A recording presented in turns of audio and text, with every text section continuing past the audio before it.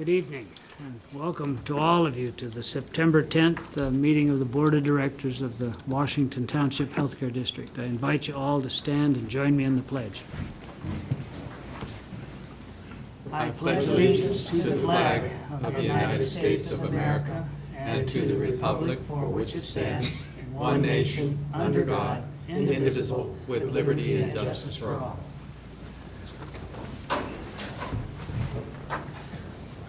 Christine, if you'd take the roll for us, please. Director Stewart. Present. Director Wallace. Present. Director Nicholson. Present. Director Danielson. Present. And Director Eaton Fine. is away. Thank you. First item on our agenda tonight is a couple of education session items. Nancy, if you could introduce the first. I'd be delighted to begin. Tonight, we're going to hear a presentation from Dr. Yao Sun. He is the director of the neonatal clinical programs at UCSF and medical director of the William H. Tooley Intensive Care Nursery at UCSF. He also holds an appointment as professor of clinical pediatrics in the UCSF Division of Neonatology. He's been our acting medical director at the Washington Special Care Nursery, an affiliate of UCSF Benioff Children's Hospital, until Dr. James McGuire was recruited as the new medical director. Dr. Sun received an undergraduate degree from Stanford University, a medical degree from UCLA, and a doctorate in computer science from the Massachusetts Institute of Technology. Dr. Sun also completed a residency in pediatrics and a fellowship in neonatology at Children's Hospital in Boston. His research interests lie in medical informatics, a field at the juncture of medicine and computer science. So with that, I'd like to hand the meeting over to Dr. Yao Sun.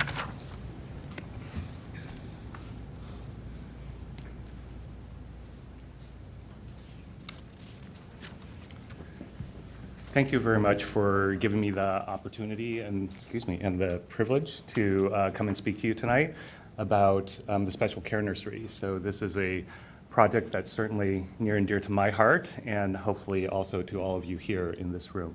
Let me just also briefly introduce Dr. James McGuire, who is the director of your Special Care Nursery. We're happy to have recruited Dr. McGuire, who's a distinguished neonatologist, to our faculty at UCSF. And James will actually be joining us at UCSF next month in October to do some rotations there in addition to his duties here. So I'm going to start out with just a couple of definitions to make sure that everybody in the room is kind of starting in the same place. So neonatology literally is the study of the neonate. So it's a subspecialty of pediatrics, and it implies the discovery of knowledge with subsequent application to neonatal health and disease. The different regulatory definitions of levels of nurseries depend essentially on the acuity of the patient, that is, how much care they require, how sick they are.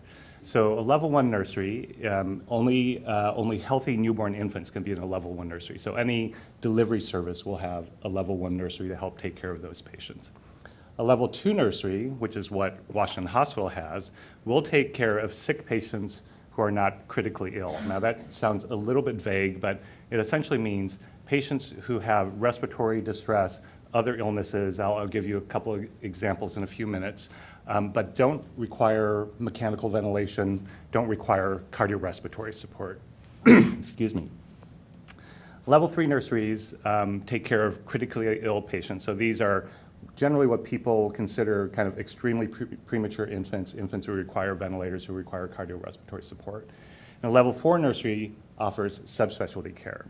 So UCSF is an example of a level 4 nursery, and in addition is one of only 7 centers in the entire state of California that offers ECMO, which stands for extracorporeal membrane oxygenation. It's essentially long-term heart-lung bypass, where we can actually put a baby on this circuit and sustain their cardiorespiratory support for weeks at a time, if need be.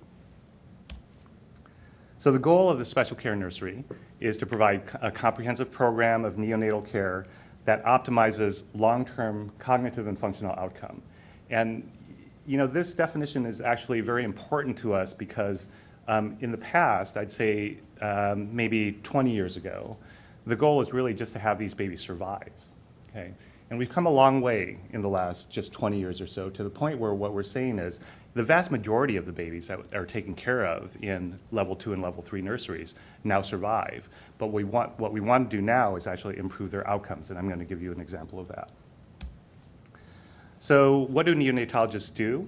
Dr. McGuire and I and our other colleagues perform prenatal consultations. So we actually talk to families before the babies are born if it seems like that baby is being born in a high-risk situation. So prematurity is probably the most common one, but congenital anomalies, other conditions like fetal cardiac arrhythmias.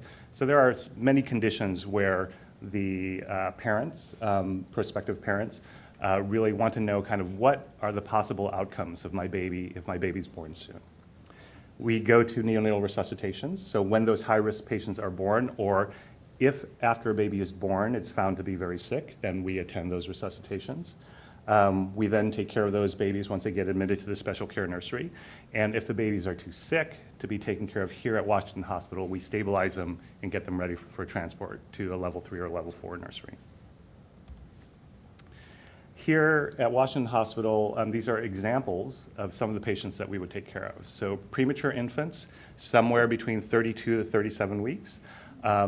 Sometimes babies lower in gestational age than 32 weeks, just depending on kind of what their underlying physiological status is. Term infants who are evaluated and treated for infection.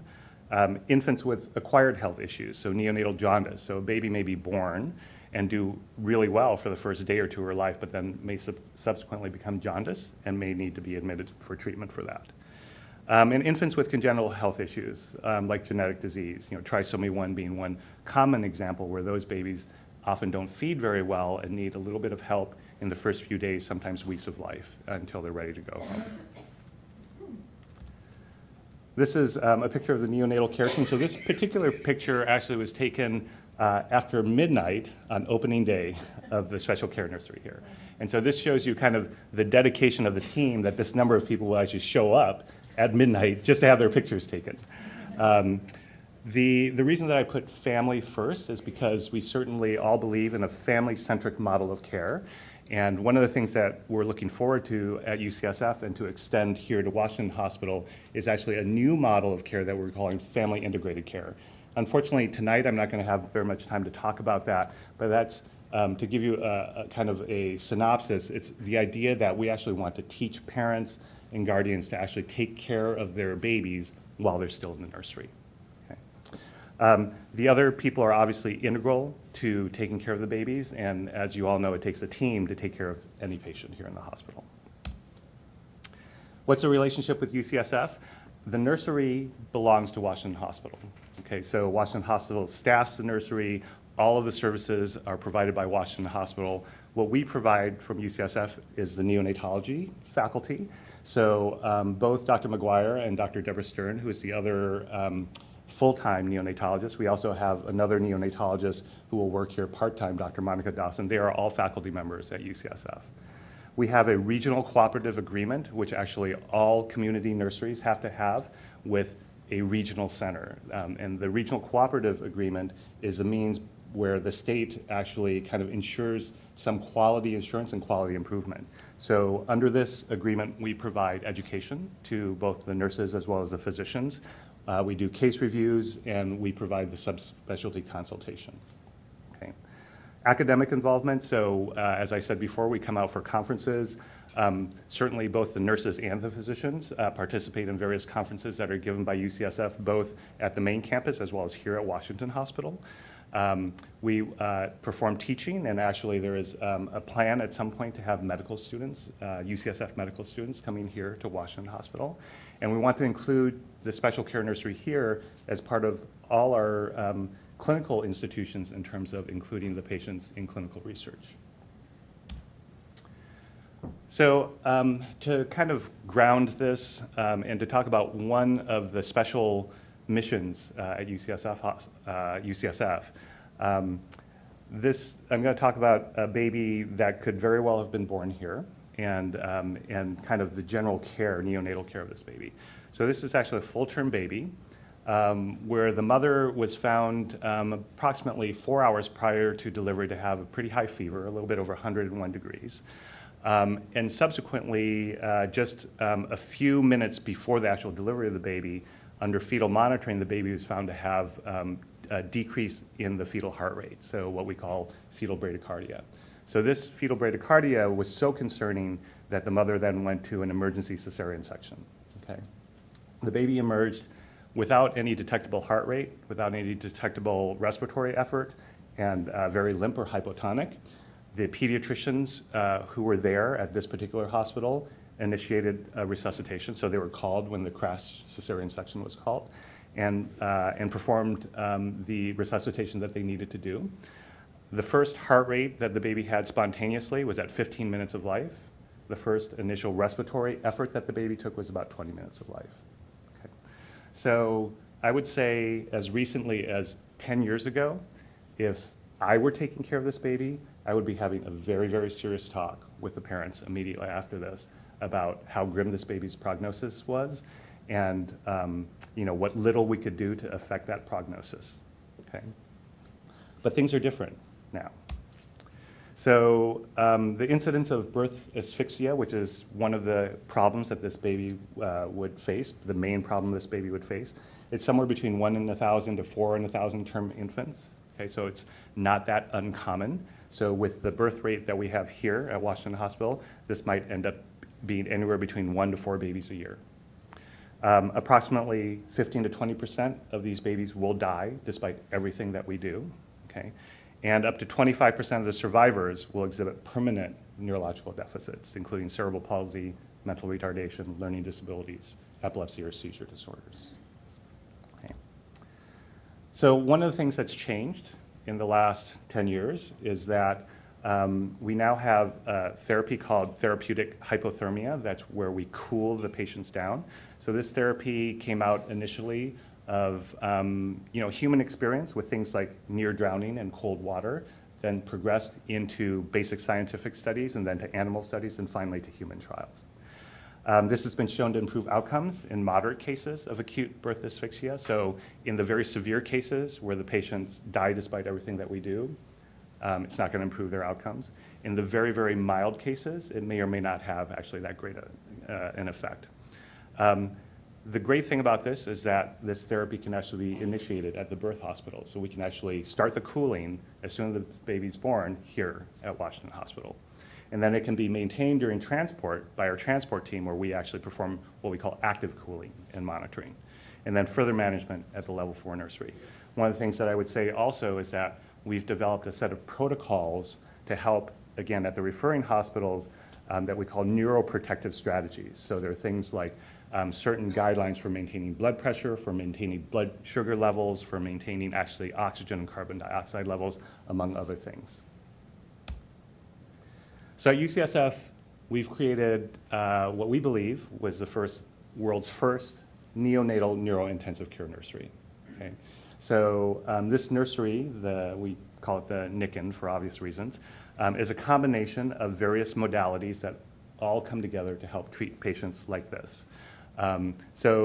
Babies who are born with possible birth asphyxia, babies with neonatal seizures, babies with neonatal stroke, or even with congenital anomalies. One of the important things that you'll see on this particular slide is a tie into our high-risk infant follow-up clinic. So we will follow these patients up to school age, okay? Because what we want to see is that these therapies that we're doing actually make a difference to those babies and children over the long run. One of the things that we do at UCSF that over the next year or two, we're actually going to talk about under certain circumstances extending here to Washington Hospital is what we call neuromonitoring. So this is similar to EEGs, where we measure the electrical brain activity. With specialized equipment, you can actually see different patterns of electrical activity that can be interpreted by both the bedside nurse as well as the physicians. So this is an example of a baby and one of our UCSF nurses with the neuromonitoring equipment. This is that very same baby that I showed you in that first slide. Okay, he is now, actually, he's now closer to 5 years old. This picture was taken when he was a little bit over 3. He had a very rocky course. He had multi-system organ failure. That is, his, he required ventilation for several weeks. His liver kind of stopped working so that, his blood coagulation pathways were not working correctly. His kidneys shut down. So he was a very, very sick patient for many, many weeks. Thankfully, he got better. Better to the extent where, as far as we can tell right now, developmentally, he's normal. Okay. This is another patient. This is one of actually our first 5 patients that we ever cooled after we set up our program. This patient was born after the mother had a uterine rupture. That is, her uterus, she had a previous cesarean section, was attempting a vaginal delivery after her initial cesarean, and her uterus ruptured. Baby came out essentially the same story, although recovered a little bit more quickly, so first heart rate was within the first 10 minutes of life, but was very sick. This baby also, as far as we can tell right now, neurologically normal, and the parents were happy enough that they allowed us to use their photos in our brochures. Okay. So, do all the babies turn out like this? No, of course not. Okay, but the possibility of even taking care of patients and having these types of outcomes is something that has radically changed over the last 10 years.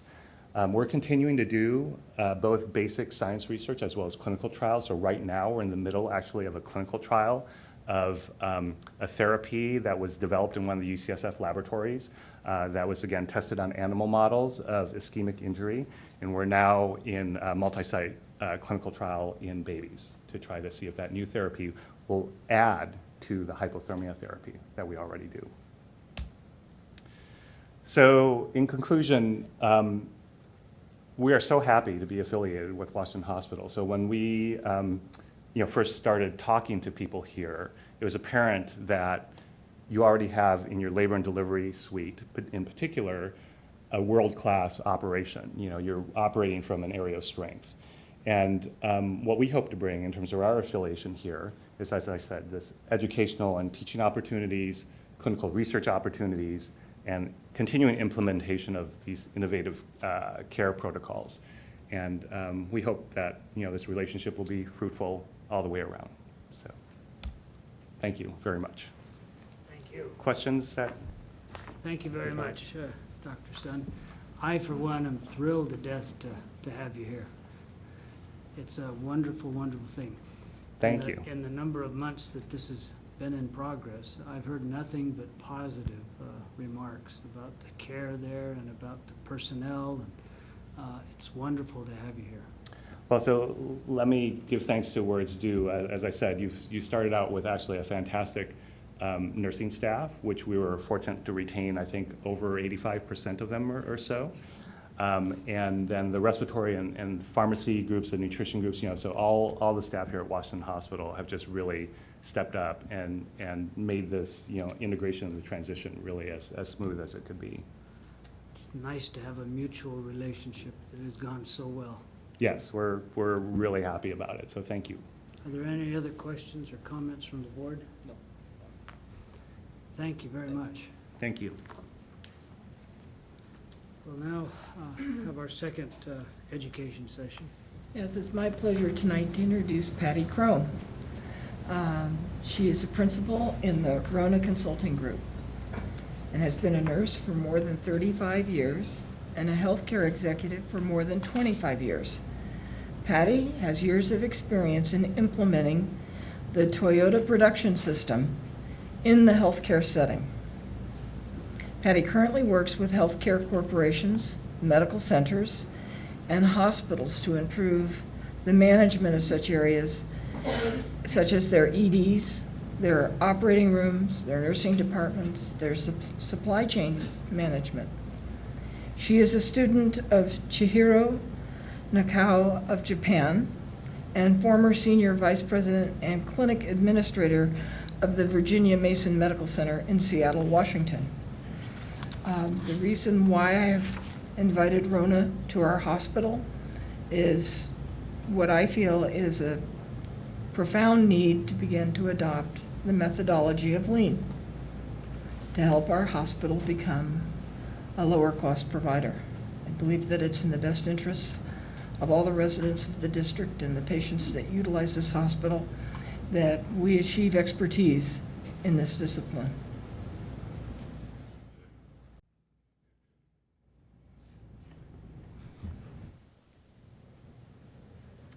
Good evening, and thank you for having me. It's always hard to follow a baby story, but I'll do my best here. Thank you again for inviting me, and thank you for including us on your journey. I was reflecting on this today as I was meeting with some of the executives and learning more about your organization, and it's really admirable that you have chosen to do this when you look at the strength that you start with. And so the organization has certainly have a very strong background and certainly a good working relationship with the community. But then I also learned over the last couple of days a very good, successful Epic implementation, magnet journey that was successful, certainly some very strong programs, and then most recently Joint Commission survey that was very positive. So to be part of a transformation and to actually begin that journey with you is really a pleasure. So some of you might ask why the Toyota production system. Some people call it the Toyota management system. We in the United States have begun to call it lean. And the thing about the Toyota production system is that it really is follows with your vision quite well. So I heard many times over the last couple of days Nancy's patient-first ethic. And the Toyota management system is really all about the customer first. So I was recently actually in Georgetown, Kentucky last week and toured their Toyota plant there. And just an amazing place. I mean, for a car factory, it's more like a symphony. But we had an opportunity to see the production system as well as talk to some of the employees and learn from the leadership. And the leadership said, you know, it's really very simple. We don't really know where this word lean came from. In fact, we don't really like the word lean because people misinterpret it. Toyota does not use the word lean. They just call it their management system, and it actually is a cultural change. And there's three primary things. One is the customer's always first. Second is the employee, and really making the environment such that the employee can excel and improve their own work.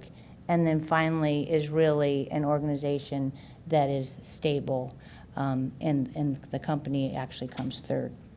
So when you reflect on the Toyota management system, I'll start at the bottom here just really quickly, if I can figure out how to use this pointer. So the lean management system really focuses on the outcome. So quality and safety first for the patient, and then patient and staff satisfaction, which automatically will lower costs and improve your profits. But the way that that's done is really looking at where are the waste and inefficiencies in the system. So there are 7 common wastes. So overproduction is really producing more than you need. So we don't have a lot of overproduction in healthcare typically, but oftentimes there's, like maybe with the Epic implementation, you might still print off the paper chart. That would be overproduction. Waiting, lots of waiting, patients waiting, staff waiting. Transportation, are we transporting our patients all over? Are we transporting lab specimens or equipment? Processing, really over-processing. We have patients often say, you know, they just asked me that same question in the ER, and here you are asking me again. And so that is the waste of processing. Inventory, money sitting on the shelf, sometimes expiring while we hoard. And I can say while we hoard inventory, as being a critical care nurse some time ago, I used to hoard the supplies that I needed because I didn't want to run out of them. Movement, so the waste of motion of our staff. There's some research that emergency department nurses can walk up to 5 to 6 miles in one shift. And so really trying to eliminate some of that waste of motion. And then defects, obviously one of the worst wastes, where we actually pass an error on and sometimes create a problem for our patients. The 7 flows of medicine are where we actually look for these waste. So obviously in patient flows first, providers, medications, supplies, information, the flow of information. I was talking to some of the IT people today, and how do we really look at that flow of information now that it's electronic and support improvement there. And then of course equipment and instruments as well. But we talk about 60% improvement and really looking at the throughput, first of all, really decreasing the waste and inefficiency in the system will decrease the lead time, which will help you to improve the throughput. So the shorter the length of stay in the emergency department, taking that from 4 hours to 2 hours allows you to see more emergency department patients, and the patients aren't waiting.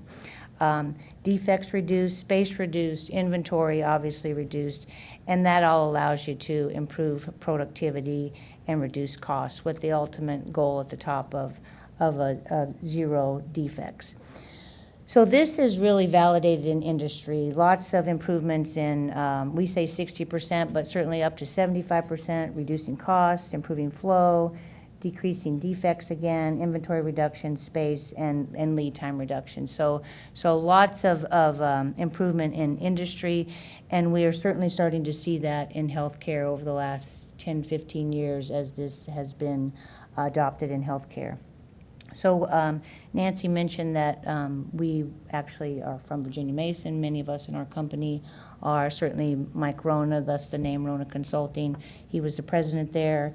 And he and I went to Japan together with our executive team.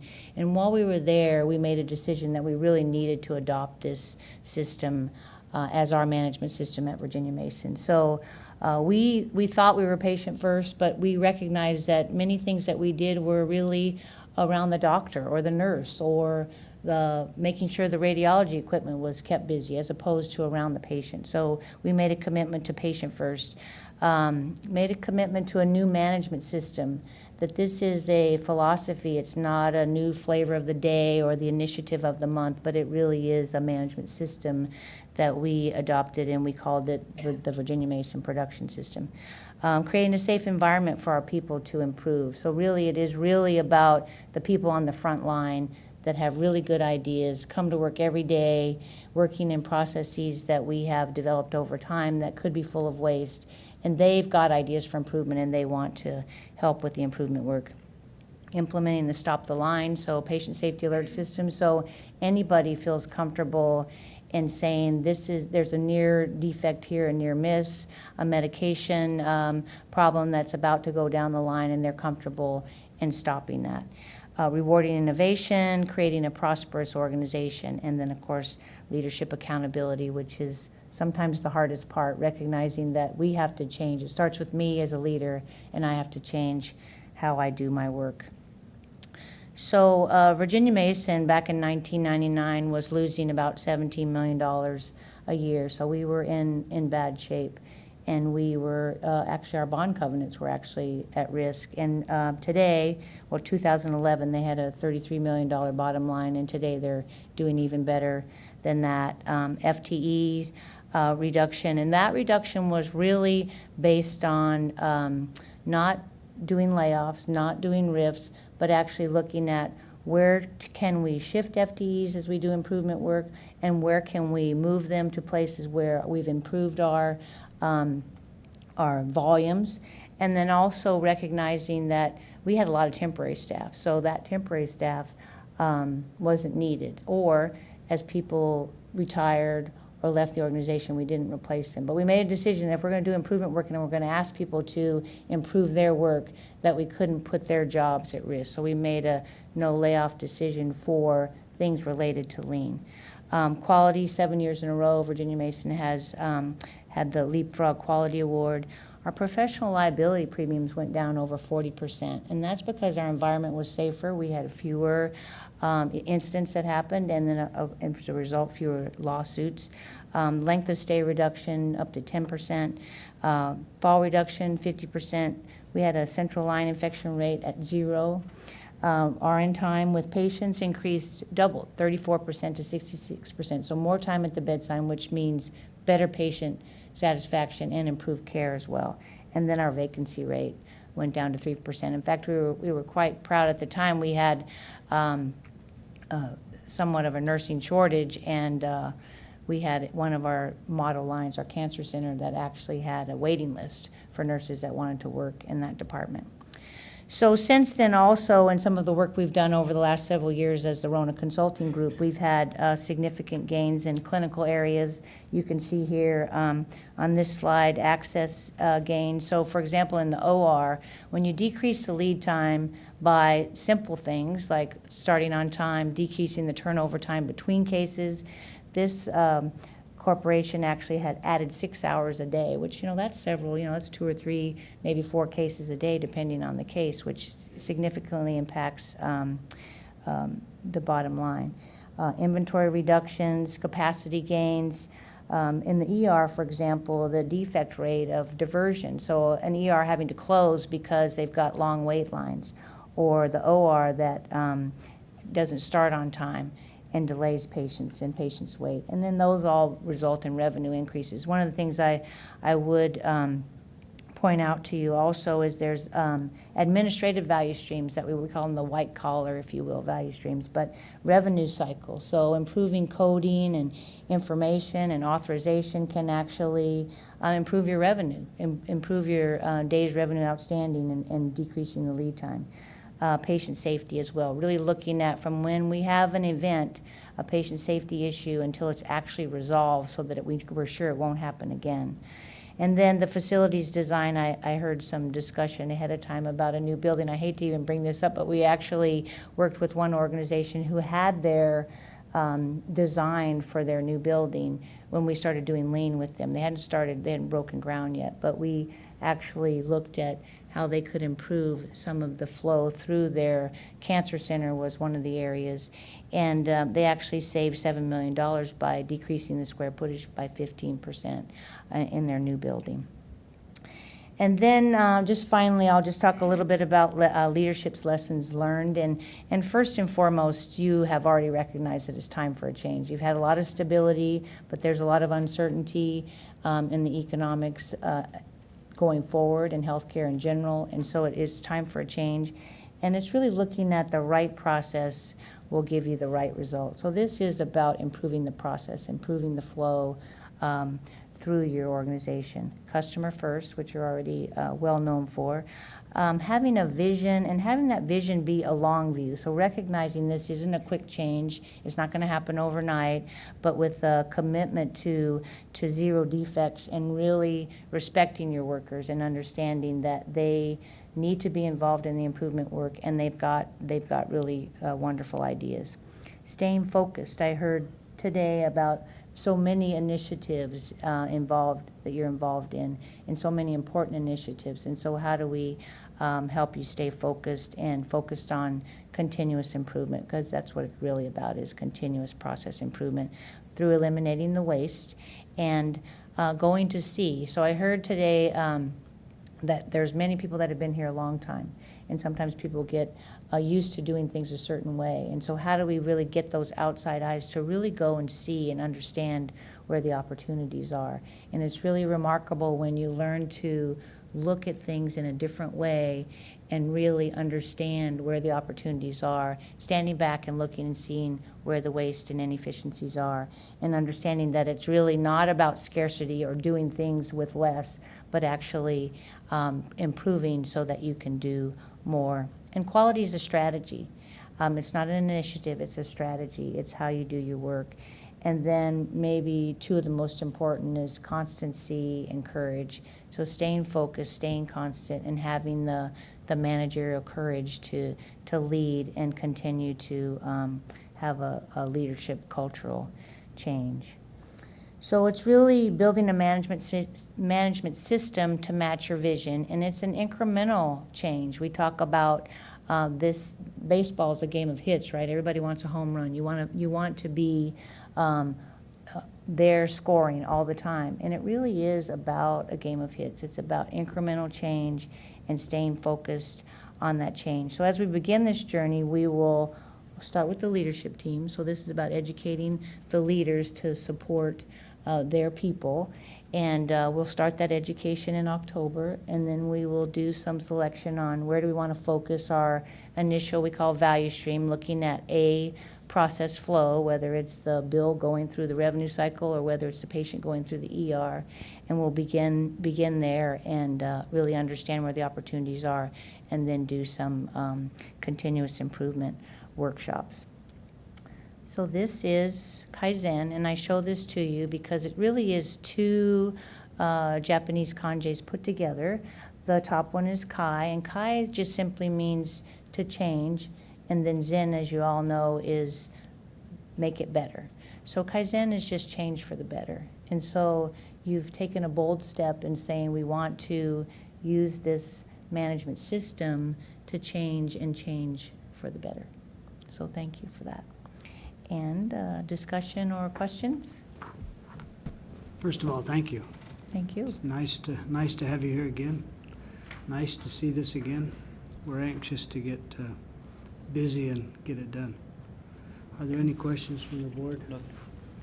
We're all anxious to learn. Well, we look forward to working with you side by side together. Thank you. Thank you for your presentation.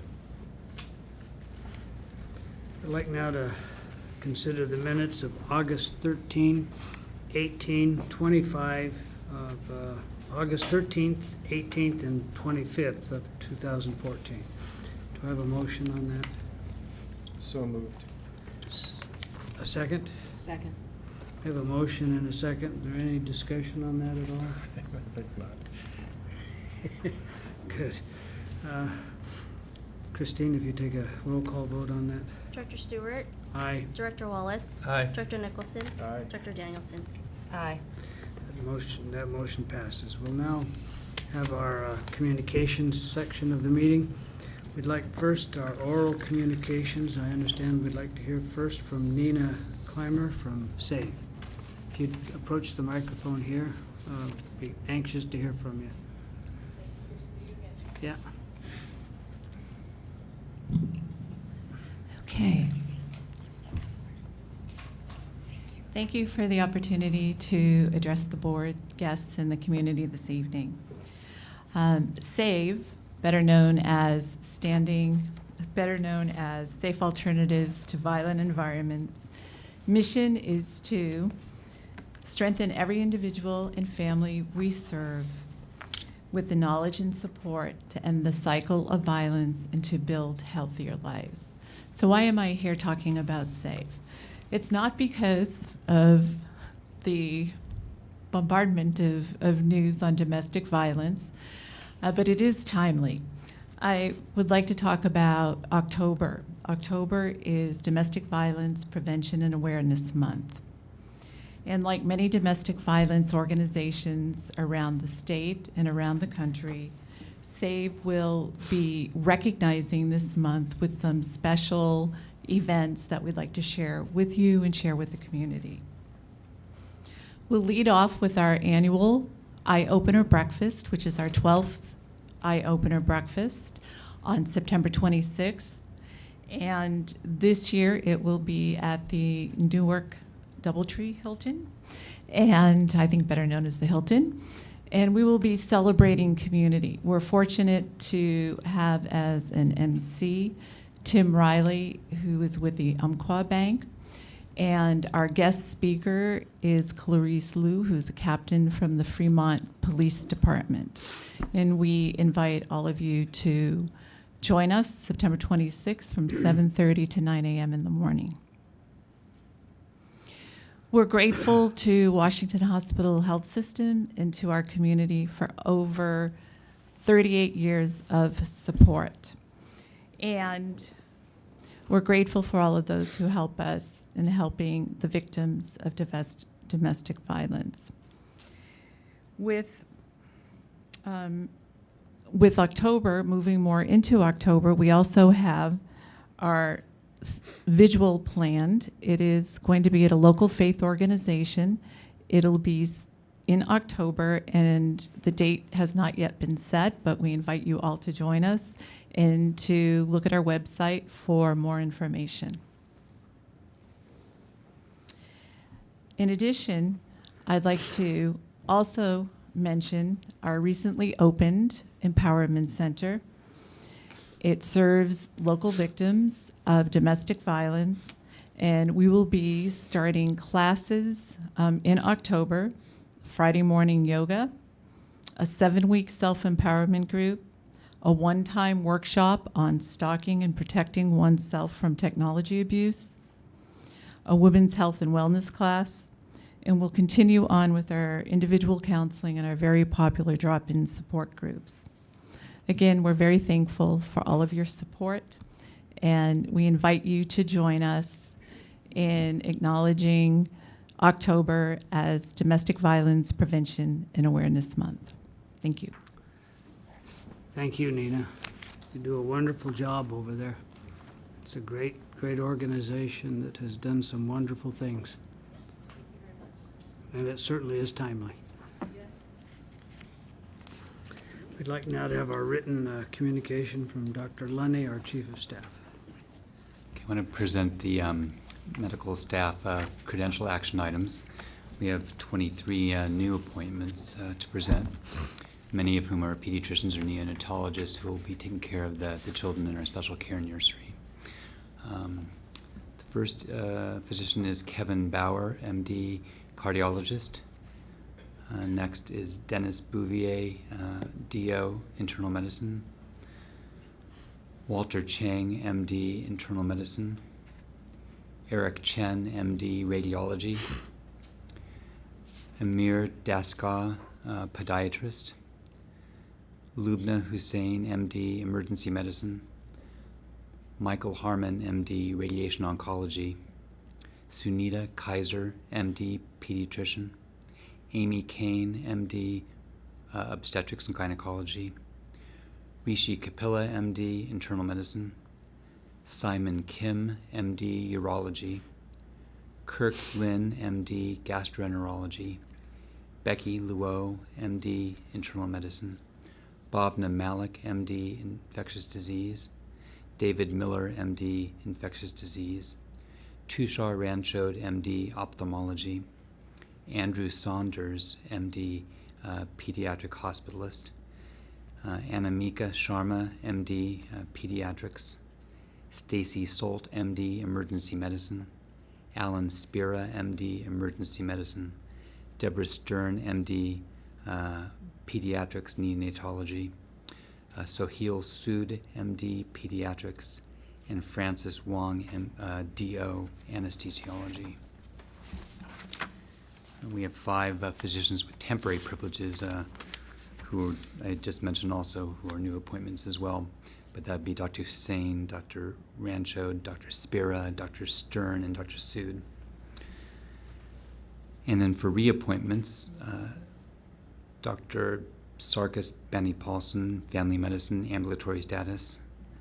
Dr. Lisa Buhar, radiation oncology, courtesy status. Dr. Elwin Kababy, medication oncology, medical oncology, courtesy status. Dr. Varun Chawla, nephrology, who's going from courtesy to active. Dr. Chi, nephrology. Dr. Alexandra Cole, pediatric hospitalist. Dr. Stephen Curran, family medicine. Dr. Koinis Enix, cardiothoracic surgery. Dr. Mai Gay, obstetrics gynecology. Dr. John Gibbons, internal medicine, ambulatory status. Dr. Kadir Halimi, emergency medicine. Dr. Sylvia Huang, family medicine. Dr. Shakir Haider, gastroenterology. Dr. Suvarchala Kampela, internal medicine.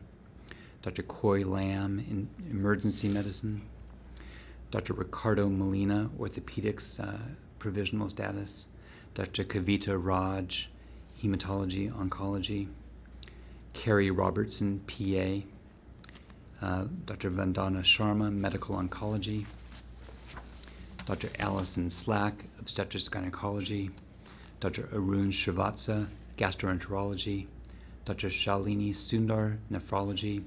And Dr. Daniel Sweeney, intensivist. Transfers in staff category, Dr. Chawla, as mentioned earlier, going from courtesy to active status. And completion of proctorship and advancement in staff category, Dr. Ricardo Molina going from provisional to active status.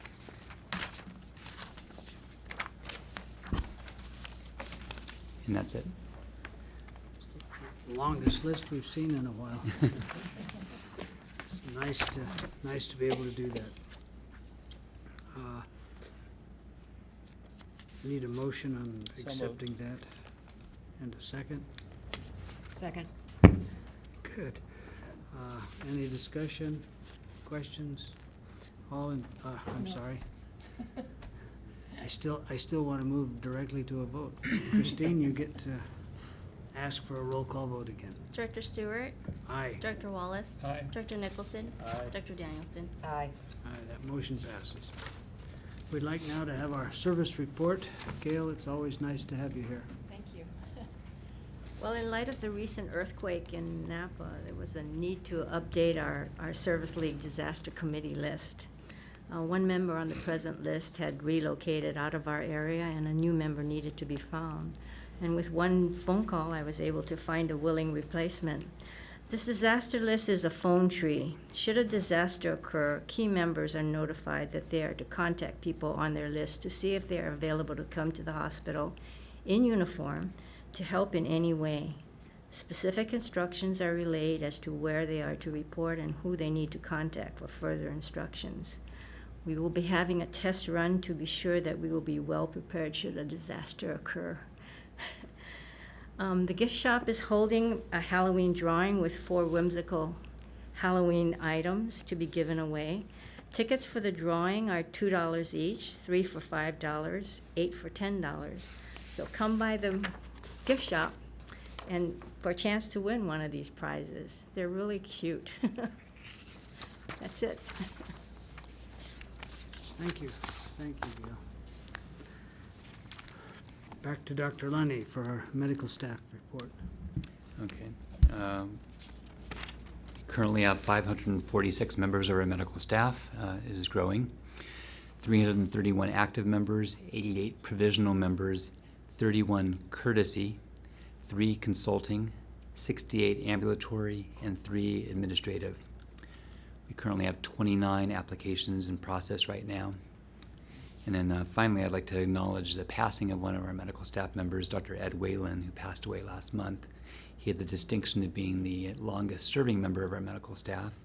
He was a former chief of staff and a beloved member of our medical community and will be missed. Thank you. Dr. Whalen was an institution, and we will miss him. We now have our move to our hospital calendar report from Nancy. Yep.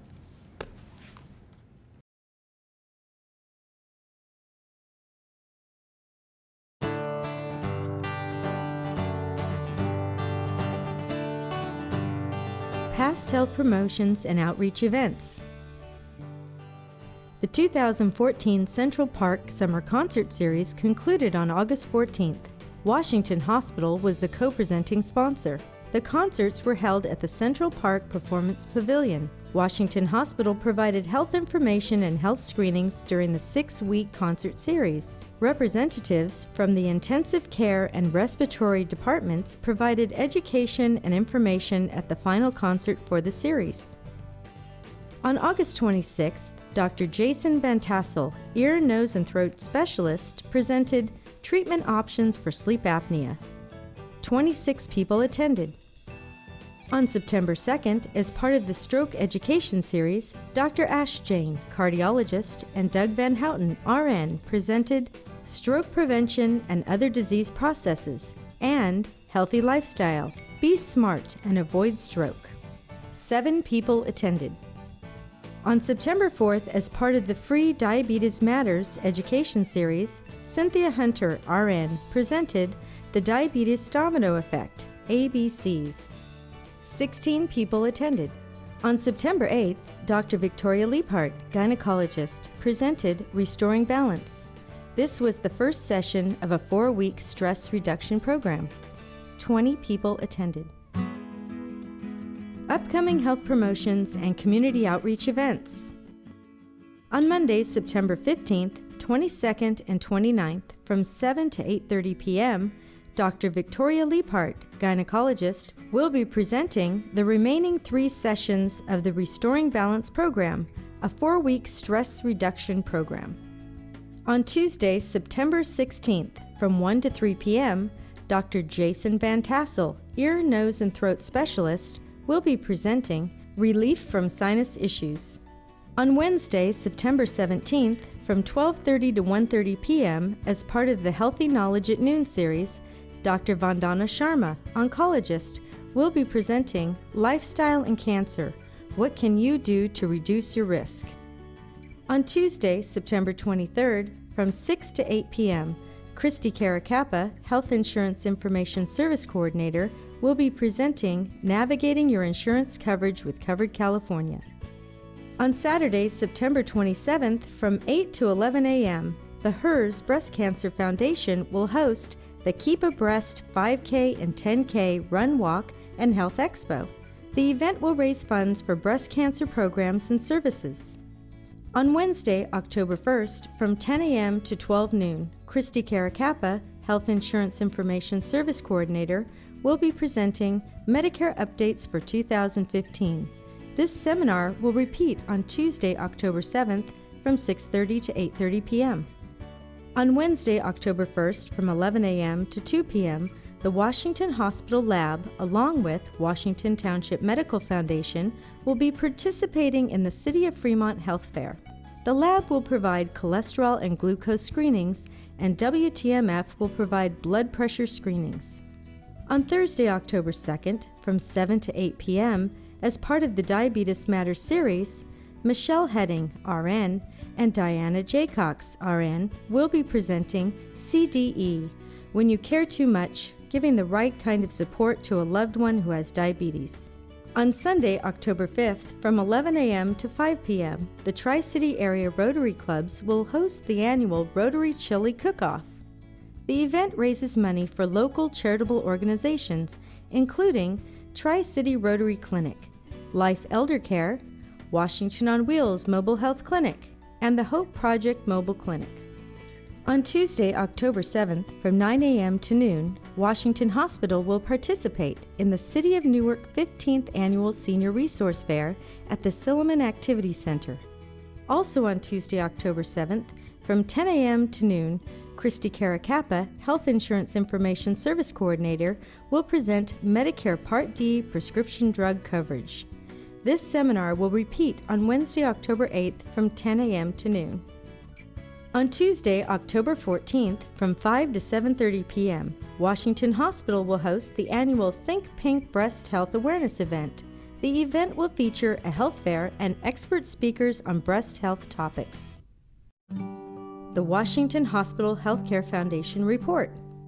On October 11th, the Washington Hospital Healthcare Foundation will host the 28th Annual Top Hat Dinner Dance. This year's gala will be co-chaired by Rod Silvera and Skip Turner, the owners of Professional Home Care Associates and Neurosport, and Dr. Jan Henstorf, Chief Medical Information Officer at Washington Hospital. The trustees of the foundation have designated the proceeds from this year's Top Hat Gala towards the Washington Special Care Nursery, which is affiliated with UCSF Benioff Children's Hospital, San Francisco. This unit in the hospital cares for babies born prematurely or with life-threatening conditions. Funds from the gala will support patients' families and provide technology upgrades. To reserve seats at Top Hat or inquire about sponsorship opportunities, please call the foundation at 510-791-3428. The Washington Township Healthcare District Board of Directors Report. On August 24th, District Board members attended the Union City Friends of Sister Cities Festival. The festival celebrates the various cultures represented by the community. On September 4th, District Board members attended the ribbon cutting and dedication ceremony of the Empowerment Center at SAVE. SAVE is a domestic violence prevention center. Washington Hospital Employee Association, WIA. During the month of August, WIA held a backpack drive to collect school supplies and backpacks for local area shelters. A total of $805 in cash donations were collected, along with 55 bags of supplies, which were donated by 17 different hospital departments. Backpacks were donated to Abode Services and SAVE. Both agencies provide housing for families who do not have a permanent home. Washington on Wheels, WOW, Mobile Health Clinic. During the month of August, Washington on Wheels Mobile Health Clinic, WOW, continued to serve community members at the Fremont Family Resource Center, Schilling Elementary School in Newark, the Silliman Activity Center in Newark, and the New Haven Adult School and Ruggieri Senior Center, both located in Union City. Washington on Wheels continued with the summer's free glucose screenings at the Fremont Main Library, Newark Gardens Senior Living Center, and Centro de Servicios in Union City, as well as regular scheduled sites. In August, the WOW Clinic offered glucose screenings to 222 individuals. This concludes the summer glucose screenings, and a total of 602 people were screened. The total number of community members receiving health care from the Washington on Wheels Clinic during the month of August was 303. Internet marketing. Washington Hospital's website remains very active. The hospital's Physician Finder section was August's most viewed webpage with 15,084 views. InHealth, Channel 78. During the month of August, Washington Hospital's cable channel 78, InHealth, taped new programming, including the Diabetes Matters program, What to Expect When Hospitalized with Diabetes, and a health and wellness seminar, Treatment Options for Sleep Apnea. InHealth aired new programming, including Hypertension, the Silent Killer, Eating for Heart Health and Blood Pressure Control, and the August Board of Directors meeting. Awards and recognitions. On August 8th, Washington Hospital received a commendation from the Board of Supervisors of Alameda County for the Medication Takeback Program.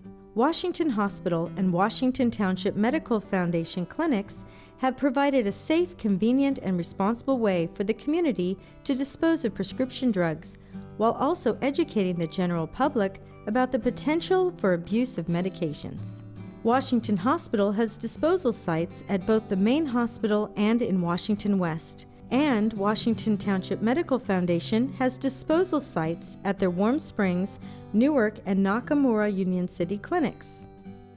For more information on any of the programs mentioned, visit WHHS.com or call 1-800-963-7070, and please follow us on Facebook and Twitter.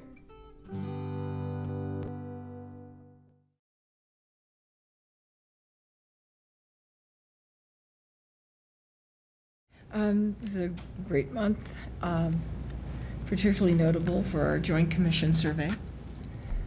We had a 4-day survey, which included a physician from IMQ, which is the State of California Institute for Medical Quality. And Dr. Musa was here for the first couple days of the survey, and then when he had completed his part of the survey, he departed. 2 nurses from the Joint Commission were here for the full 4-day survey. One of the nice things that happened was that as they progressed through the hospital, they saw a number of things which they considered to be best practice, and they encouraged us to submit those things to the library that's maintained in Chicago, which is the headquarters of the Joint Commission, so that they could be shared with other institutions, and we will do that. They were especially impressed with the smoothness with which the medical staff and the employees worked with the EPIC system. Our installation's about a year old now, a little bit more than that, and they have surveyed hospitals all across the country in the last year where they saw a very dysfunctional relationship between the IT system and the staff, which gave rise to concerns about patient safety. I believe that the Joint Commission will be coming forward in months to come with standards that will be required of hospitals in maintaining proficiency of staff with their IT systems. We had super users, our experts, go with the surveyors throughout the hospital. The surveyors wanted to see how our own staff, the regular staff assigned to that unit, would handle the Epic system. And so the super users stood back and our staff performed their duties, and they could see that people were comfortable with the system, had reasonable expertise with it, and that the doctors that they encountered on the units were the same.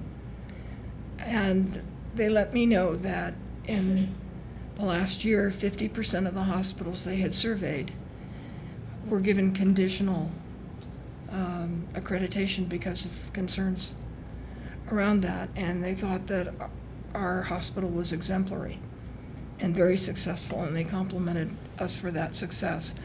And that was very, very pleasing, because everybody here I know worked very hard to make sure that we would have thorough educational opportunities available, and that we would have experts to help the physicians and the employees as we rolled out the system. So I know that it was a long and laborious process, but it paid off, and we had people who could see what we had done, and they appreciated it. Now, we've also had a huge emphasis on hand washing for infection control, and this is something that is a nationwide effort. And in the course of this survey, and they were here for 4 full days, they never saw anybody violate the hand washing policy. So that I felt was a tremendous accomplishment. I mean, you don't just suddenly get to that point. It's something that you build up to. And I know we've had lots of reports here to the board about our quality efforts around that. And I guess the hard work of our staff truly is paying off. So we are accredited. We are accredited with some very notable areas where we receive recognition for best practice. I'm very, very pleased with the staff. The next thing I'd like to report on is our Employee of the Month, and that is Bart Hutchins. And he joined our hospital in 2011 as a service desk analyst with the IT department. Within the first 3 months of joining Washington, he made an immediate impact to the team with regard to improving the overall day-to-day operations and service to our users. His past experience and technical skills helped elevate the help desk's ability to resolve or fulfill issues and requests at first contact. Users can call the help desk and get answers or get the issue resolved on the first call when they talk to him. His persistence on finding an answer, fixing the issue, and his sincerity to users who express their frustrations and their urgency to the issue is a testament to who he is personally and professionally. He does this daily, and whether or not the situation is related to his job. From the day that he started at Washington up until today, we continue to receive great feedback and recognition from his peers, and more importantly, from the hospital staff that call him for help. He goes above and beyond his current duties and takes ownership of what is presented to him daily. He also displays leadership among the help desk staff and exemplifies the meaning of teamwork. He does what he can to make his fellow coworkers successful in what they do. And I'd like to share some of the feedback that we received when Bart was nominated. During a recent Ops Division meeting, Bart was acknowledged for his hard work. It was noted that Bart always comes through and does not give up on finding a solution to the issue at hand. Another comment, every time, and I mean every time, I have an issue regarding the computer, he is always very helpful and resolves issue like pronto. He's always happy, helpful, extremely knowledgeable, prompt, courteous, and just all around awesome. And finally, I'll share this comment. Each time I call the help desk and speak to Bart, I know that I will be well taken care of. He's always helpful, professional, and resourceful, and has a can-do attitude.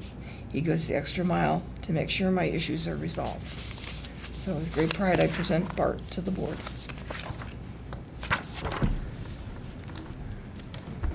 Thank you, Nancy. We'd like now to have our construction report from Ed Van.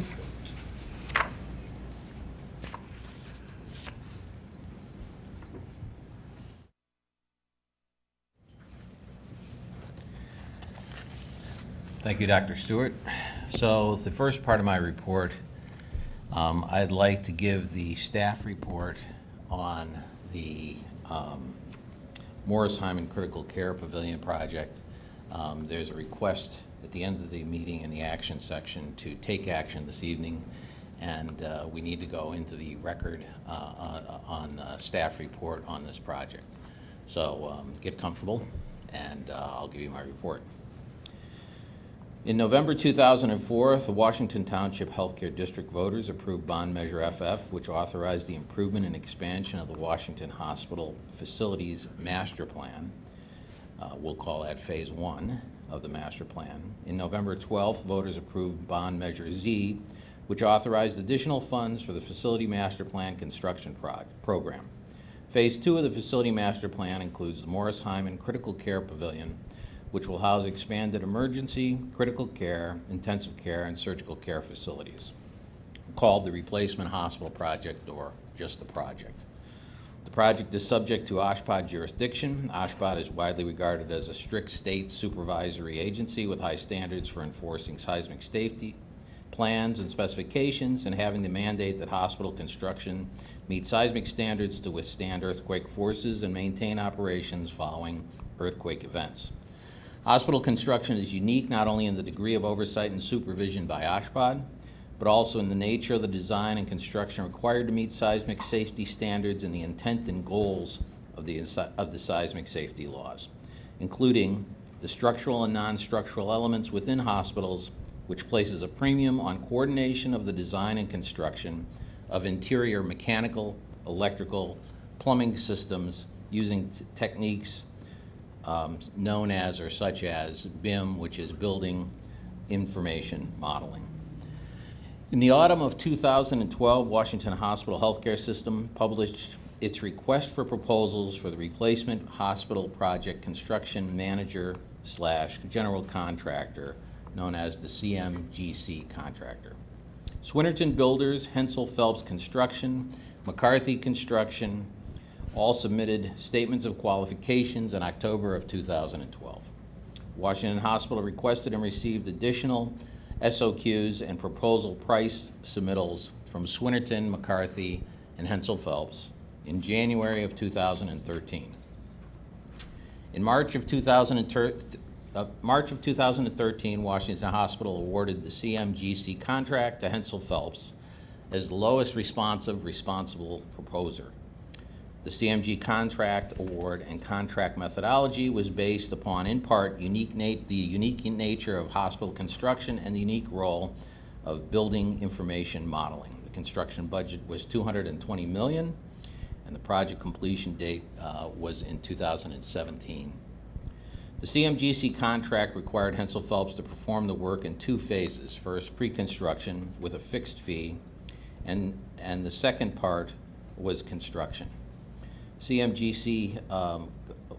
CMGC contract fixed the fee for the first phase, and on the second phase, the price was not fixed, but rather the price of the second phase would be determined based upon the value of the construction work as competitively procured from subcontractors, plus fixed and percentage CMGC costs as defined in the CMGC contract.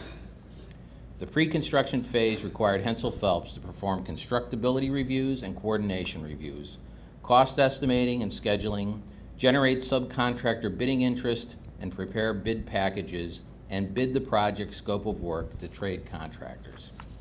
The contract required HP to complete this phase in 6 months, allowing bidding in late 2013. Due to reasons that are in dispute between Washington Hospital and Hensel Phelps commenced bidding but did not complete bidding, and Washington Hospital suspended Hensel Phelps services during the trade bidding effective May 2014, pending its evaluation of options and completing the CMGC contract and the project. The contract issues and progress issues that resulted in the decision to suspend Hensel Phelps Works include estimating. Hensel Phelps' estimate of project construction costs was approximately $20 million, or 10% above the Washington Hospital budget. Value engineering and pricing. Hensel Phelps and Washington Hospital did not reach agreement on cost savings or commitments to bring the project within budget parameters. Bidding/impacts to bidding. Hensel Phelps and Washington Hospital did not agree on Hensel Phelps' developed trade bid documents and the CMGC contract. Washington Hospital stopped trade bidding in May of 2014. As a result of these progress and contractual issues, rather than receive incorrect or a limited number of trade bids. In or about the same time, Hensel Phelps notified Washington Hospital that it, quote, wished to withdraw from the project. As part of a resolution of the developing disagreements and disputes with Hensel Phelps, Washington Hospital began its search for a CMGC contractor to complete Hensel Phelps' work. Washington Hospital held informal interviews with 6 CMGC firms regarding their interest in and availability to complete the project. Of these 6, Washington Hospital identified Rudolph and Sletton as the most qualified candidate. Rudolph and Sletton had recently completed 2 major hospitals within 20 miles of the project and Washington Hospital, and has built over 15 hospitals and other construction projects in the Bay Area over the past 20 years, and is familiar with the building information modeling. Rudolph and Sletton submitted a fee and qualifications proposal. Rudolph and Sletton proposed to build the project at a lower construction cost and in less time than Hensel Phelps. Washington Hospital and Hensel Phelps have agreed upon an assignment and novation of the contract to Rudolph and Sletton, whereby Washington Hospital will accept Rudolph and Sletton as the contractor for the Phase 2 or construction part of the work. Hensel Phelps will be paid for its Phase 1 service and will not receive any compensation in any form for Phase 2 construction. Rudolph and Sletton will assume and complete Hensel Phelps' contract with modifications to several of the documents that comprise the project manual. These documents are listed in attachments to document 005201 within the project manual. The primary categories of changes to the contract negotiated with Rudolph and Sletton are changes necessary to recapture schedule and to complete the project within the district's construction adjusted budget. These changes include a parent company guarantee in lieu of a performance bond that will result in cost savings. Allowing Rudolph and Sletton to perform initial phases or stages of the project work using its own forces, subject to demonstrating price competitiveness and reasonableness and time savings that will recapture up to several months of schedule delay. Allowing best value selection of interior construction trades customarily procured early for hospital construction projects for the purpose of design assist services, including building information modeling, provided that the materials provisions governing best value selection defined in the Public Contract Code section 20146 are followed. Allowing open book subcontractor bidding in lieu of formal bidding by the district, and then assignment and novation to Rudolph and Sletton, providing the subcontractor listing law is followed. And it will permit staff to negotiate lump sum scopes of work of trades at such time as the work is further defined, design assist services sufficiently completed, and cost savings identified, if as necessary to recapture time and further scope that is currently outside the scope of the work accepted by Rudolph and Sletton. Because of the unique nature of hospital construction and as recognized in the initial award of the Hensel Phelps contract and with prior hospital construction at the district, and because the CMGC method is the recognized method for hospital construction, not low bid or low bid is not. In other words, the CMGC method is the preferred to the design bid build method. It would not be in the district's best interest to change contracting approaches or vehicles in this case nor would it be in the district's best interest to incur further delay to try to conduct any type of competitive, low-bid bidding. Staff's recommendation is to retain the current contract and contracting methodology. Hensel Phelps bid for and was awarded a contract for the Morris Hyman Critical Care Pavilion project at the end of the Great Recession, the worst environment for the construction industry in particular since the Great Depression. In the past 2 years, the economy in the San Francisco Bay Area has dramatically improved, and demand for construction services has increased significantly. This has resulted in inflation rates and the cost of construction services in the San Francisco Bay Area reaching 8.74% over the past 2 years, 2013 through 2014, as noted by Leland, Saylor and Associates, a reputable estimating firm out of San Francisco.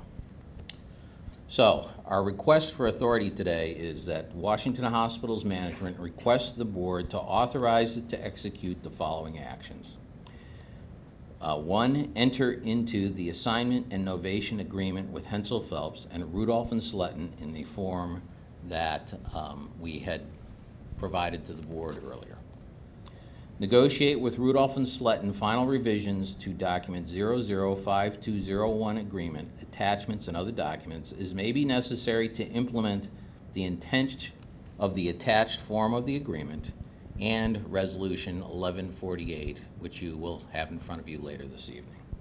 Subject to 1, using phase 2 replacement hospital plans and specifications except for the designer's document changes to save costs, provide scope omitted from, and lacking functionality in the OSHPD-approved Fong and Chan Architects contract documents and change orders either approved by OSHPD or pending OSHPD approval as of the date of this report. Changes to the contract documents since the last document issue are to be addressed as allowances in the Rudolph and Sletton estimate. 2, change in contract time. The project schedule has been shortened from 48 months to 41 months with associated cost savings in trade contractors' overhead costs. 3, an increase in the project budget of $7,500,000 due to the improving economy, demand for construction in the Bay Area, and inflation.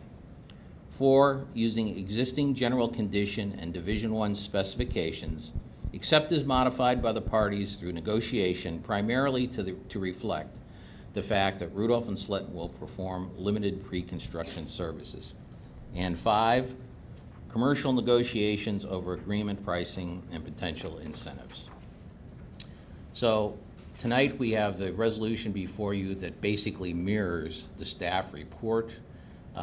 And I don't think it's necessary for us to go through that resolution since it's all encaptured in this report, but that's what we would be asking for this evening.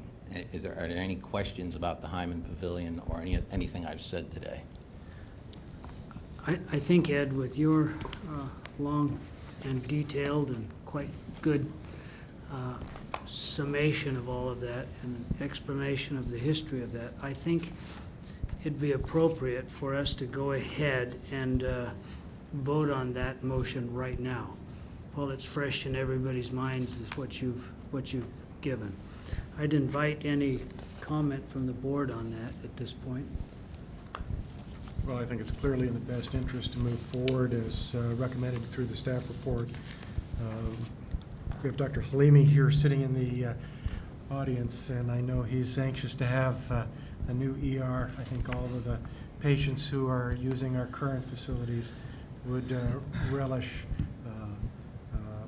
better facilities. And I know the intensivists would be delighted to have a new coronary care unit and intensive care unit for the care of our patients. So, guided by that patient-first ethic, I think it truly is in the best interests of the patients of the district and of the district itself to move forward with this resolution.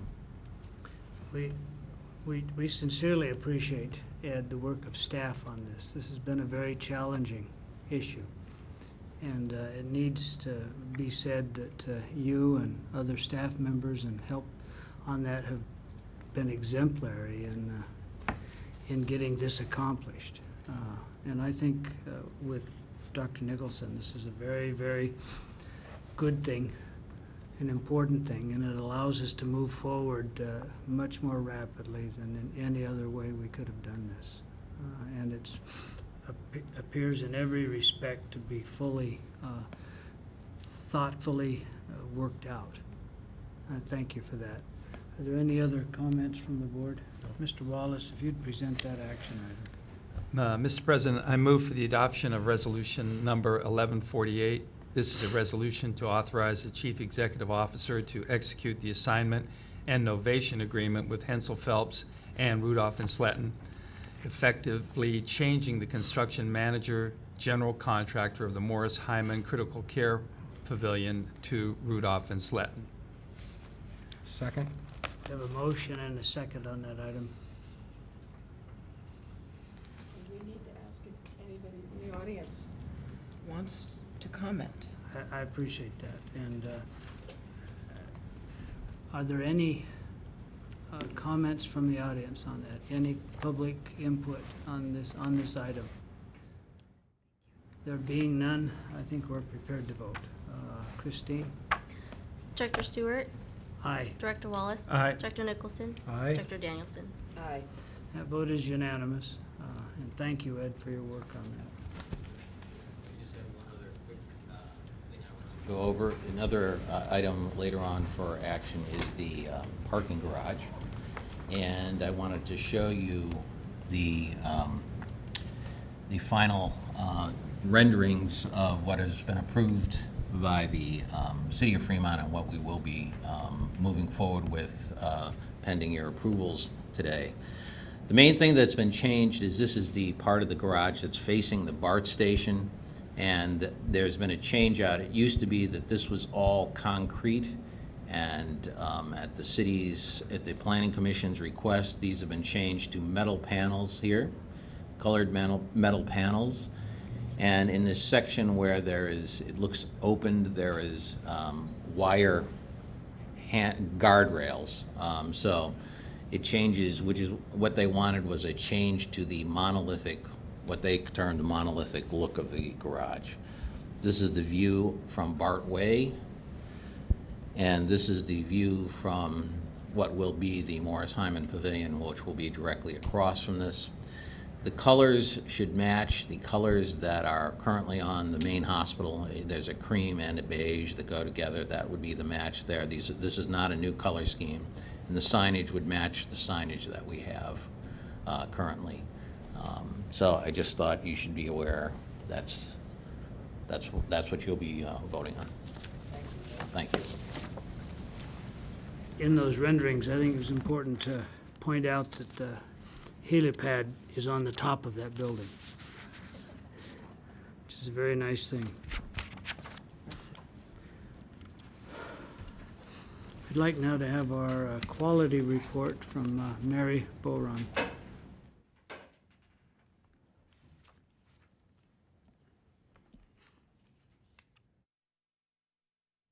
Good evening, thank you. I am going to present the quality dashboard for quarter ending June 2014. To start off with our core measure compliance, this quarter looks well with acute myocardial infarction. So you can see we met all goals there at 100% with state and national levels. With heart failure, we did well with the LVS function, meeting our goal. This last quarter, you're concentrating on the light blue column. We did have a little bit of a dip down to 78% for ACE and ARBs to be given. So we've been working with the EPIC leadership team to see if there's a way that we can build it so that it's easier for the physicians to navigate through and choose and provide ACE and ARBs when appropriate for patients. Pneumonia, we have actually done really well for the last year. You can see we're at 100%, and this last quarter went down to 90%. That is actually only one patient who didn't get the appropriate antibiotic. The patient did get an antibiotic for their pneumonia. It's just CMS is very specific on the list of antibiotics, so it didn't quite match the CMS criteria, so that one fell out. And for surgical care improvement, continued to do well on those, meeting all goals for appropriate antibiotics, incision time that we gave the antibiotic, and preventing VTE. We did have one fallout that went a little bit below goal or almost dead for the beta blockers. The beta blocker in this case for the last quarter, it was appropriate not to give the patient the beta blocker because they had low blood pressure. It's just CMS is very specific about what they require in the documentation of the record. So because that reason was not documented, that's where you see that decline to 97%. And for our hospital outpatient measures, continue to do well at goals for selecting our antibiotics and how we do the timing. Moving on to our infection prevention indicators, our central line associated bloodstream infections continue to be well. Everything that's under the red line here means that we have less than the expected number of CLABSI compared to the rest of the nation and like facilities. We did have 2 CLABSIs last quarter, putting us again below goal. For surgical site infections, you can tell we've continued to do really well with this. We only had 2 last quarter. One was a colon surgery and the other one was a C-section. And that puts us at 0.23, really low rate. C. difficile continues to be a challenge for us here. You've heard about it a couple times before, and we've focused a lot of attention on trying to prevent this. One of the issues with C. diff is that it has a high rate in Northern California. We've actually got 2 consultants who came in and have talked to us, and we've done some CDC research, and just the epidemiology is that you're at higher risk in Northern California. Of these 18 patients who did have a hospital-associated C. diff infection, a third of them did come from skilled nursing facilities, which is another high-risk area. So Dr. Martin and I are going to be working closely with them and looking at some prevention efforts to sort of help them. Because if you can help decrease it in the community, obviously that risk is decreased in the hospital. These patients also tend to be greater than 65, have multiple comorbidities, such as a couple of these patients had pneumonia. A lot of them had long length of stays in critical care. Those sort of things will definitely increase your risk. Another thing that I wanted to mention is that we do a very specific type of test here by PCR for C. diff, and that is an incredibly sensitive test. So the surveillance here is done very well. We have data mining software and use a really sensitive test. So I feel like we're finding it a lot as opposed to maybe some other places that are using cultural testing for their stool. Our CAUTI, our catheter-associated urinary tract infections, continue to do well under goal. We only had 1 last quarter, putting us at less than the expected rate. And for our hospital-associated MRSA in the bloodstream, we did not have any cases last quarter. For patients who acquired hospital VRE, which is vancomycin-resistant enterococcuses, was an issue. We did have 1 with a central line bloodstream infection who did get VRE last quarter. We continue to look at, maintaining our central lines with strict hand hygiene compliance, use of scrubbing the hub, and all those. And we have a whole team that looks at these in detail with our infection consultant, because even 1 we want to try to prevent. But again, we're doing well with that goal. For our nursing sensitive indicators, pressure ulcers, we did have 2 pressure ulcers that developed last quarter. Again, there's a team of people who look at these. We've continued to try to identify these patients who are at risk early on, patients that may have nutritional risk factors, hydration, and of course being bed bound. So we have this team looking at it and rounding on these patients and making sure that they're rotated as necessary. For inpatient falls, we did have 1 patient who fell last quarter with a moderate injury. This is where you see we go up a little bit. It was a little greater than what the CalNOC benchmark is for falls. For the Joint Commission safety goals, we're all doing really well with those right now. For handoff communication, you can see we were well above the goal, 99.1% for communicating the patient's needs in between changing shifts or locations in the hospital. Patient identification was great last quarter. 100% of our identification policies were followed appropriately. And the same applies to procedure timeouts. Those are at 100% for last quarter. which is good, which means all the documentation was there in addition to making sure we did timeouts when we were supposed to. Hand hygiene, Mrs. Farber mentioned this earlier today about our success with Joint Commission on this, and it's really reflected in this slide. In the quarter ending 6/14, you see 82.2%, which is actually much higher than you would typically see in a hospital that runs more like 50 to 60%. But for us, that wasn't quite where we wanted it to be. So as you've heard before, we implemented the Joint Commission Targeted Solutions tool and have really made some strict interventions on making sure that the staff and anybody who takes care of a patient or is in the hospital is washing their hands. You can see where that's made such a difference in July and August, where Joint Commission is asking for 90% compliance. And we've actually had an administrative decision here to strive for 100%. And you can see 97.9 is, I can't emphasize enough how unusual that is to see in a hospital. So we're really happy with that. Readmission rates for our Medicare pneumonia readmissions, we didn't have anybody last quarter, but readmitted within 30 days. Heart failure, we did have 1 patient out of 5 who came back. These patients are looked at by a nurse who follows these patients who come back, and we're also sort of revamping our heart failure team to really look at these patients and look at them case by case and see how we can decrease the risk for them and how we can manage them so that they don't have to deal with being readmitted so quickly. For Medicare AMI readmissions, we also did not have any last quarter, so readmissions data is looking good. Thank you. Any questions?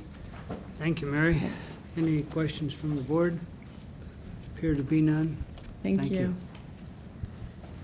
We'll now have our finance report from Chris Henry.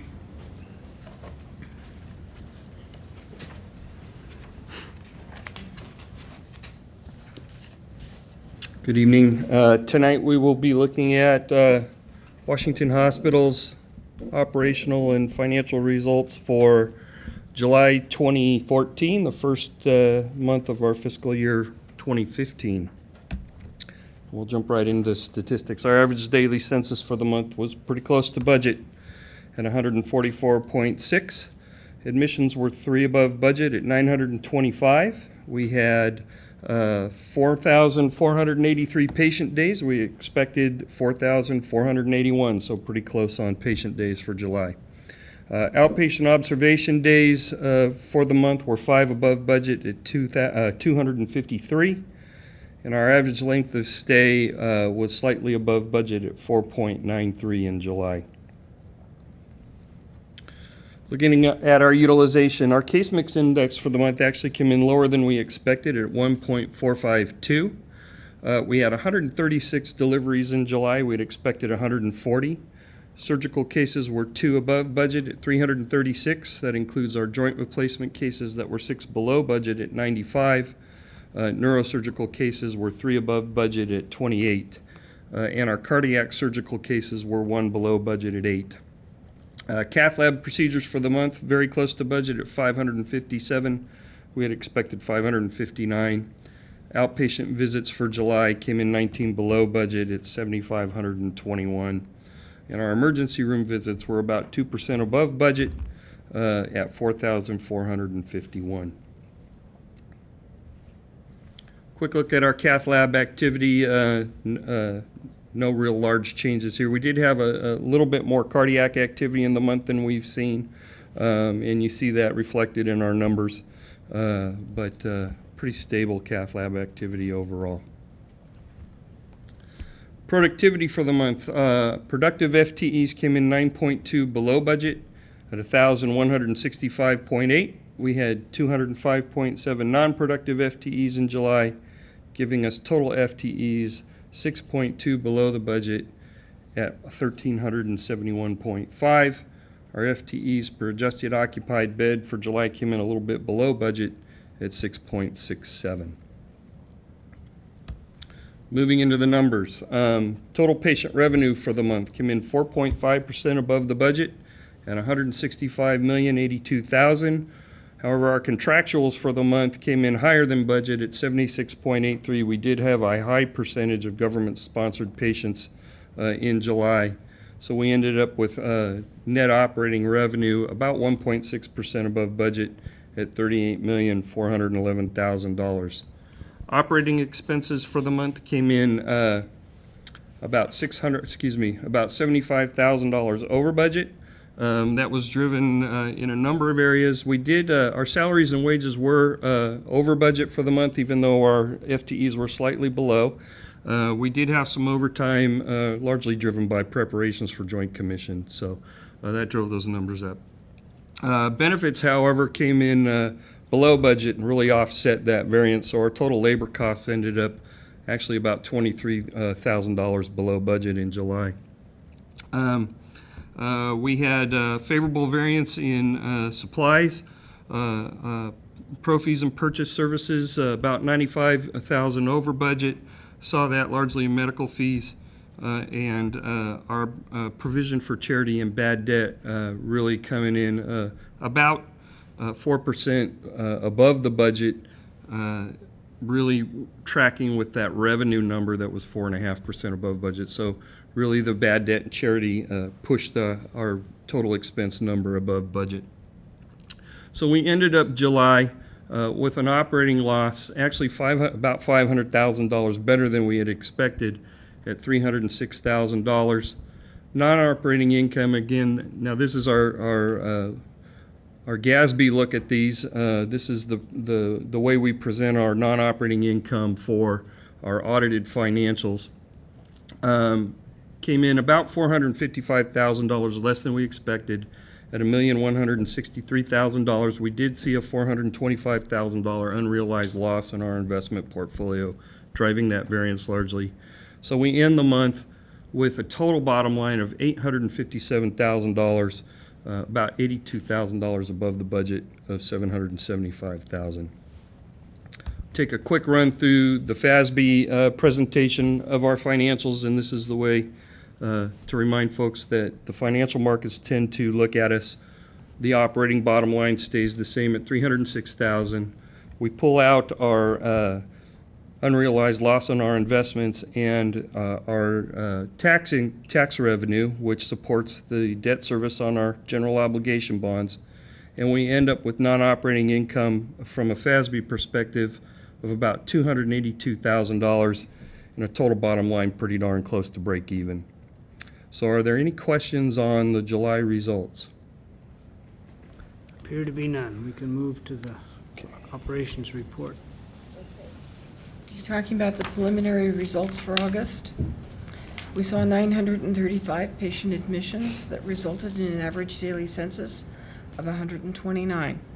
This is 0.4% higher than the budget and 11.6% below the budgeted average daily census.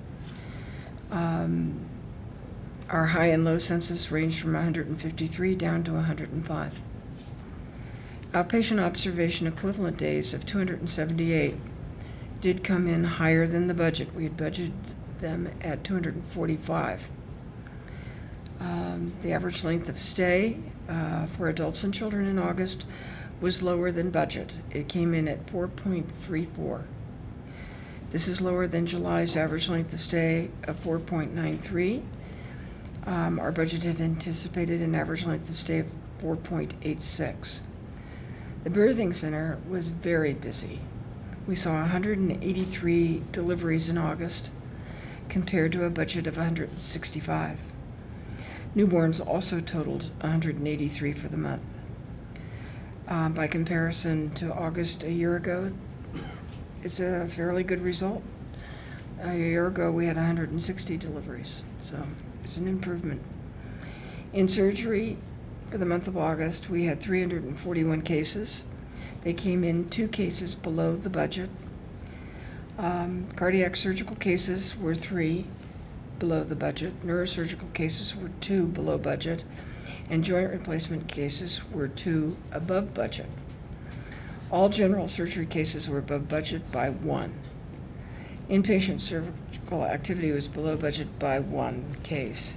Outpatient surgeries were below budget by 1 case, and we're pretty close to tracking on budget. Total surgical minutes, which drive operating room charges, were below budget by 6.2%. Inpatient surgical minutes were below budget by 6.2%, and outpatient surgical minutes were 6.4% less than expected. I asked Chris to tell me how many of the cases are case rates, where there's one price for the procedure, versus cases that are billed on the basis of operating room minutes.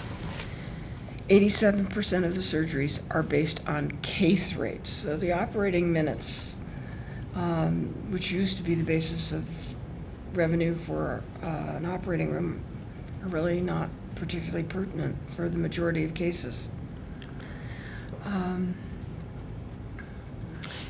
Some 567 cases were seen at the outpatient surgery center.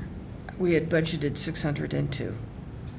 For the month of August, total procedures seen in the cath lab were 599 versus a budget of 617. By comparison to the prior year, they had 620 cases. Cardiac procedures were 31 cases below budget, and peripheral vascular procedures were 12 below budget. Neurointervention procedures were 3 cases below the budget. Interventional radiology and other procedures were above budget by 10.5%, or 29 cases. Overall, our cath lab procedures were 64 cases less than anticipated. In non-emergency outpatient visits for August, we had a total of 7,047. This was 7.3% lower than our budget and lower than August a year ago. The emergency room was very busy. It recorded a total of 4,371 patients with a daily average of 141. This was 10% above what we had budgeted.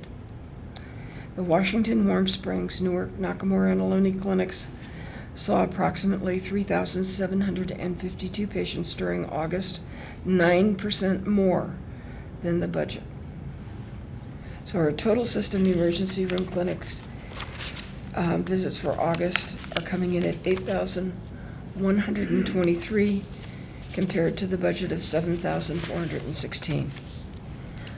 Full-time equivalents for the month of August totaled 1,311.7, including 19.3 agency personnel. This was 10.5 FTEs lower than the budget. Productive FTEs per adjusted occupied bed came in at 5.97 in August. We had budgeted 5.66, but I would remind the board we were still in the throes of preparation for Joint Commission, waiting for them to arrive, and that has always affected our FTE count that way. Preliminary information on our patient mix is that our inpatient revenue for the month of August will come in at approximately $106.6 million. We had budgeted $117.8 million. Of this amount, 51.1% was Medicare, including Medicare HMO, and 17.7% was Medi-Cal, including the Medi-Cal HMO. I'd remind the board that we're still having our issues with being reimbursed from Alameda Alliance. It's a week-by-week, day-by-day process. This compares with the budgeted inpatient revenue percentages of 57.6% for Medicare sponsored patients and 16.7% Medi-Cal sponsored patients.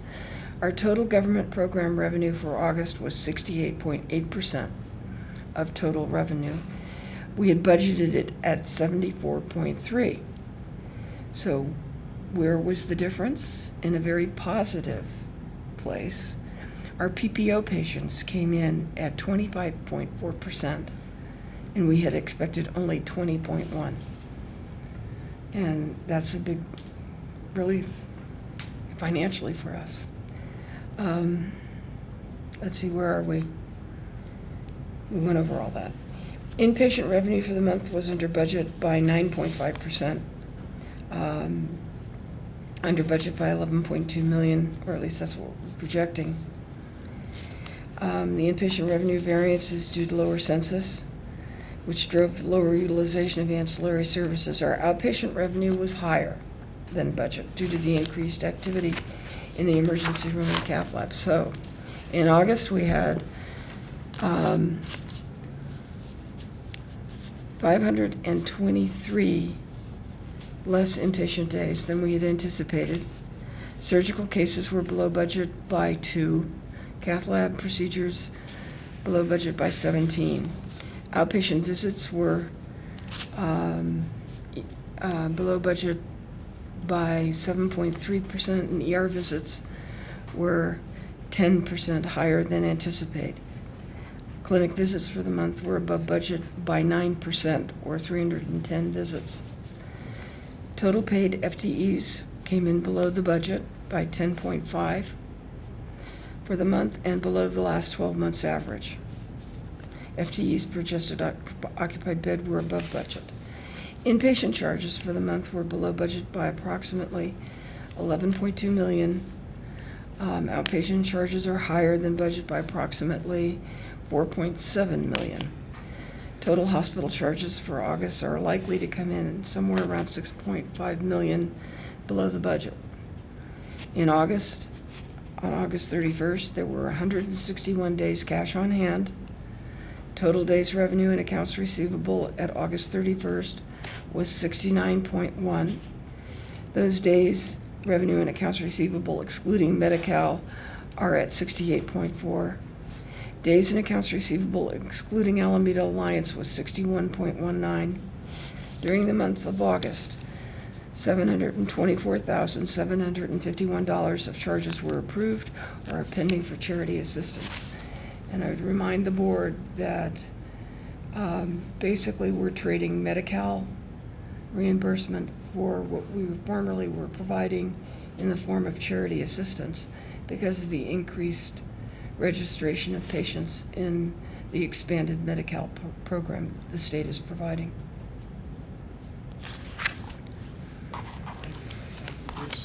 Thank you, Nancy.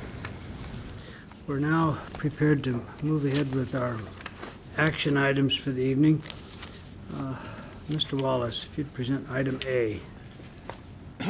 Mr. President, in accordance with district law, policies, and procedure, I hereby move that the board, 1, approve the Washington Township Healthcare District formal response to the 2013-2014 Alameda County Grand Jury final report, and 2, authorize the president of the board to sign the response on the board's behalf. Thank you. Do I have a second on that? Second. I have a motion and a second on that issue.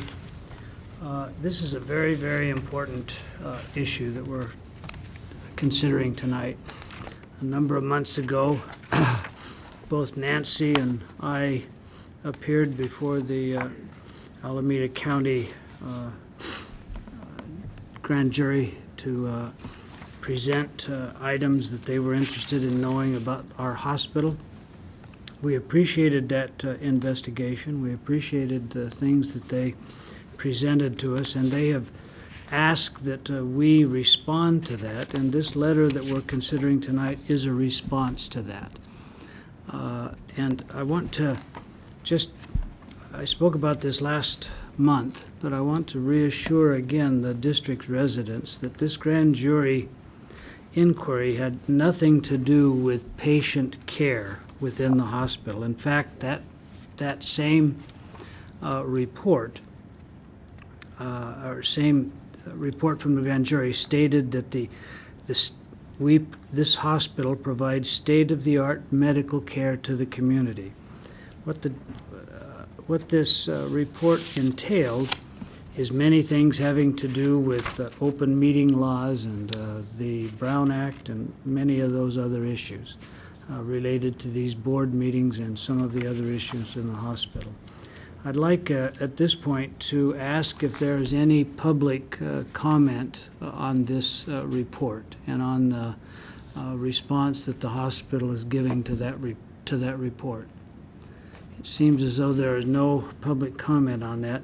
Do I have comments from the board on this report? I think it's a very, very good report. I praise the staff of the hospital that's presented this report. I think it's very, very inclusive and very honest and very straightforward in answering all of the questions from the grand jury. I think it's an excellent thing. I'm happy to have this brought forth tonight with a chance to vote on that and to sign it and get this sent off to the grand jury. Any other comments at all? I would just say that I thought that the response was very well formulated and really did address thoroughly and appropriately the concerns of the grand jury, and I'll be pleased to vote yes on this response. Good. Christine? I'm sorry, Pat, did you? I just wanted to concur that when I read the report, I felt that it was very thorough. Want to again thank the grand jury for their answers, their questions, and feel that it was, I think it was a good thing to have this happen, to be able to look at it from an outside perspective and makes one think a little bit more deeply about what we're doing. So I agree with you. It's good answers, good report, and I think we should go forward. Good. Christine, if you'll take the roll call vote. Sure. Director Stewart. Aye. Director Wallace. Aye. Director Nicholson. Aye. Director Danielson. Aye. Again, we have a unanimous vote on that, and that is approved. We did have a second on that, right? Yes, we did. Oh, okay. Pat had seconded that, I believe. Is that true? It was Dr. Nicholson that seconded it. Okay, good. Glad we have a second. We have already considered item B. That was done earlier in the construction report. We can move now to item C.